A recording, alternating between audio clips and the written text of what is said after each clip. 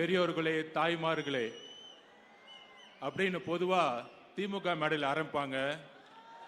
ஆனா இங்க வந்து பெரியோர்களே தாய்மார்களேன்னு ஆரம்பிக்கவே முடியல. ஒட்டுமொத்த இளைஞர் கூட்டமும் இங்கதான் இருக்கு. போராட்டமே 70 வயசுக்கு மேல இருக்க திமுக கட்சி இளைஞர்களை கொண்ட தமிழ்நாட்டின் எதிர்காலத்தை நிர்ணயிக்கக்கூடிய இளைஞர் சக்தியை அண்ணா அவர்கள் ஆரம்பிக்கும் பொழுது, கட்சி ஆரம்பிக்கும் பொழுது வயது 40. அண்ணா கூட இருக்கும் பொழுது இருந்த தலைவர்கள் நெடுஞ்செழியன், கருணாநிதி அவர்கள், மிகப்பெரிய தலைவர்களாக இருக்கக்கூடியவர்களுக்கு வயது 25, 27. ஆனால் இன்றைக்கு திமுக நம்மளை பார்த்து இந்த இளைஞர்களுக்கு என்ன தெரியும் என்கிறத நம்மளை பார்த்து கேட்டுட்டு இருக்காங்க. நண்பர்களே, இது சேலமா இல்லை கோயம்புத்தூரா இல்லை ஒட்டுமொத்த கொங்கு மண்டலமா என்கின்ற சந்தேகத்தை மாவட்ட செயலராக இருக்கக்கூடிய நம்மளுடைய அண்ணன் திரு பார்த்திபன் அவர்கள் ஒட்டுமொத்த கொங்கு மண்டலத்திற்கு சவால் விட்டு முதல் கொள்கை விளக்க கூட்டத்தை இங்கே நடத்தி கொண்டிருக்கிறார். அண்ணன் பொதுச் செயலாளர் அவர்கள் உழைப்பு மட்டுமல்ல, ராணுவ கட்டமைப்பில் இன்றைக்கு உருவாக்கி வைத்திருக்கின்ற தமிழக வெற்றி கழகத்தின் அண்ணன் அவர்களுக்கு என்னுடைய வணக்கத்தை தெரிந்து, சேலத்தின் மண்ணின் மைந்தன் தன்னுடைய பதவி, ஒரு சுகமான வாழ்வு, தன்னுடைய படிப்பு, தன்னுடைய எதிர்காலம் எல்லோற்றையும் தூக்கி எறிந்து இந்த வயதில் சேலம் மக்களுக்காகவும் தமிழ்நாட்டு மக்களுக்காகவும் தன்னுடைய பதவியை துறந்து இன்றைக்கு நம் முன் மக்கள் சேவைக்காக வந்திருக்கூடிய என்னுடைய ஆருயிர் நண்பன் திரு அருள்ராஜ் IAS அவர்களே,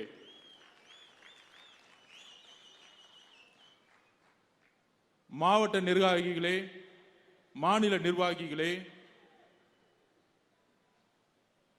மனது உடல் இங்கு இல்லை, ஆனால் ஒட்டுமொத்த மனதும் தமிழகத்தின் ஒரே முகமாக,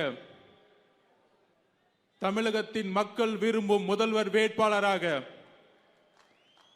இருக்கின்ற நம்மளுடைய தலைவர் அவர்களுக்கு என்னுடைய வணக்கத்தை தெரிந்து உங்கள் முன் என்னுடைய கருத்துக்களை பகிர விரும்புகிறேன்.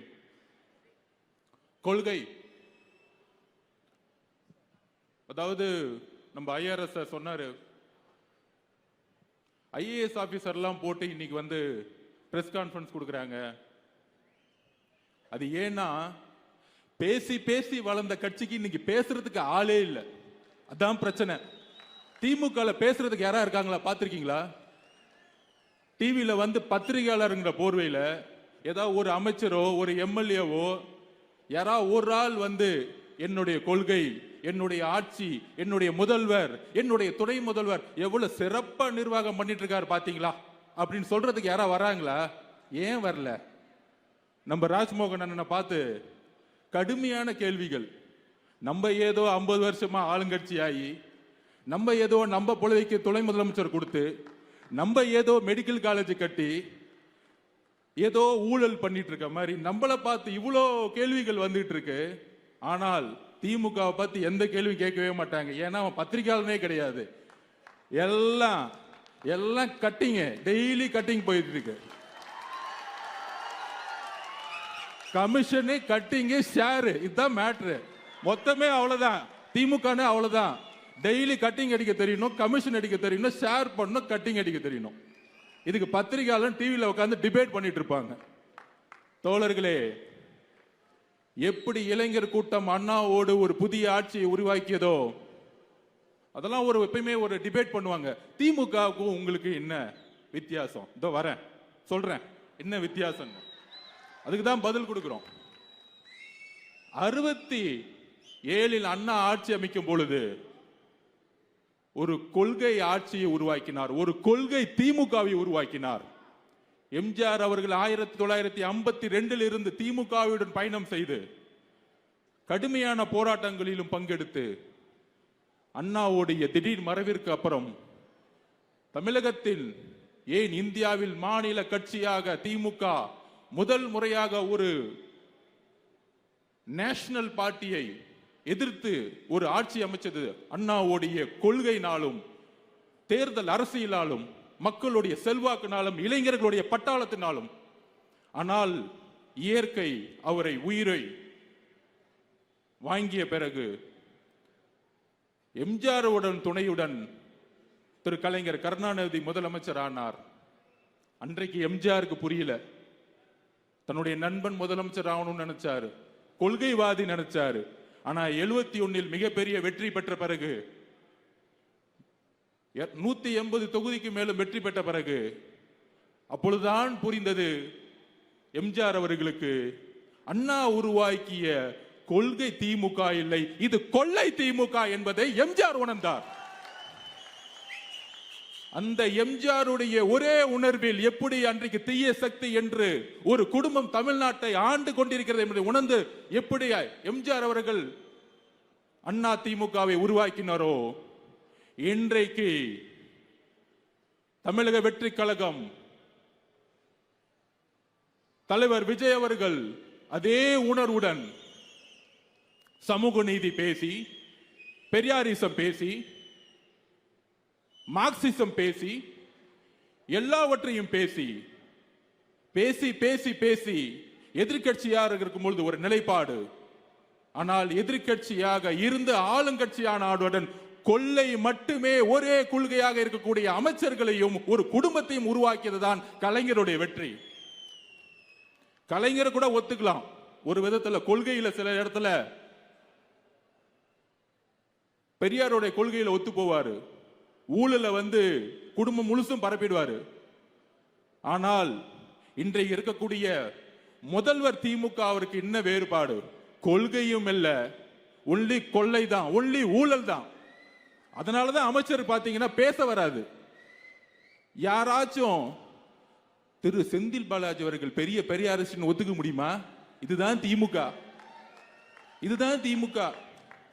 அண்ணன் வேலு அவர்கள் ஒரு பெரிய மார்க்சிய சித்தாந்தவாதின்னு சொல்ல முடியுமா? மக்களே, இப்பொழுது தெரியுதா திமுக எங்கு வலுவிழந்திருக்கிறதுன்னு? இப்பொழுது தெரியுதா இங்கு ஏன் பிஜேபி வளர்ந்து கொண்டிருக்கிறது என்று? திமுகவுடைய ஊழல்கள் தான் பிஜேபியை வளர்த்துக்கிட்டு இருக்கு. அப்ப உடனே அடுத்த கொஸ்டின், நீங்க ஏன் அதிமுகவை எதுக்கல? நண்பர்களே, போன்ற ஆட்சியில ஜிஎஸ்டி, நீட், சிஏஏ எல்லா போராட்டங்களிலும் அன்றைக்கு இருந்த ஆளும் அரசு ஒன்றிய அரசுடன் சேர்ந்து பயணித்த பொழுது நம்மளுடைய குரல் ஒலித்தது. குரல் ஒலிக்காமல்ல, தலைவர் விஜய் அவர்கள் நீட்டுக்கு எதிரான போராட்டத்தை பங்கெடுத்தார், ஜல்லிக்கு எதிரான போராட்டத்தில் பங்கெடுத்தார், சிஏஏக்கு எதிரான போராட்டத்தில் பங்கெடுத்தார். அன்றைக்கு அவர் அரசியல்வாதி இல்ல, ஒரு சாமானிய மனிதனாக பங்கெடுத்தார். ஆனால் ஏன் நாங்கள் அதிமுகவை எதிர்க்கவில்லை அப்படிங்கிற ஒரு கேள்வியை பரப்புறாங்க. 1972 எம்ஜிஆர் அவர்கள் உருவாக்கிய பொழுது ஒரே குறிக்கோளில் உருவாக்கினார். அண்ணாவுடைய கொள்கையை இவர்கள் விற்று கொள்கையை விற்று கொள்ளையை குடும்பமாக மாற்றி ஊழலை நோக்கி போடும் பொழுது கேள்வி எழுப்பினார். அதே உணர்வுடன் தமிழக வெற்றி கழகம் இந்த தமிழகத்தில் பெரியாரிசத்தை பெயரளவுக்கு பேசிக்கொண்டு சமூக நீதியை தூக்கி எறிந்து ஊழலை மட்டுமே அடிப்படையாக கொண்டு உருவாக்குகின்ற இந்த திமுக ஆட்சிக்கு எதிராக கட்சியை உருவாக்கும் பொழுது நம்மளுடைய ஒரே குறிக்கோள், ஏன் அரசியல் எதிரி திமுக, ஏன் கொள்கை எதிரி பிஜேபி என்பதை உள்வாங்கினோம். எம்ஜிஆர் அவர்கள் ஆரம்பித்த ஒரு குறிக்கோள், அதை வழிமொழிந்து அம்மா ஜெயலலிதா அம்மையார் அவர்கள் அதே கொள்கையுடன் இருந்து 2014 லேடியா மோதியா என்ற கேட்ட ஒரு குரல், 2016 தனித்துவமாக நின்று அதிமுகவை வென்றெடுத்த ஒரு குரல். அந்த அதிமுகவில் ஒட்டுமொத்த தொண்டர்களும் இந்த குடும்ப ஆட்சிக்கு எதிராகவும் லேதியா மோதியா என்கின்ற கேள்வியுடன் மோதிக்கும் பாஜகவிற்கும் எதிரான ஒரு குரலுடன் இருந்த அதிமுக இன்றைக்கு பிஜேபியை பின்புறல் வாசலாக நேரடியாக வரவேற்று இன்றைக்கு கூட்டணியை உருவாக்கி அந்த கூட்டணியுடைய தலைவர் யாருன்னு இன்னைக்கு வரைக்கும் தெரியல. அங்க அமித்ஷா சொல்றாரு என்டிஏ கூட்டணி, நீங்க அதிமுக சொல்லுது நான் தான் தலைவர்னு. சிஎம் யாருன்னு கேட்டா அமித்ஷா சொல்லணும்னு சொல்றாங்க. அந்த வலு விளந்து வெச்சக்கூடிய தலைமை நாங்கள் ஏன் எதிர்க்கவில்லை என்றால் அதிமுகவுடைய ஒட்டுமொத்த தொண்டர்களும் தாவேகாவில் எப்பொழுதே இணைந்து விட்டார்கள்.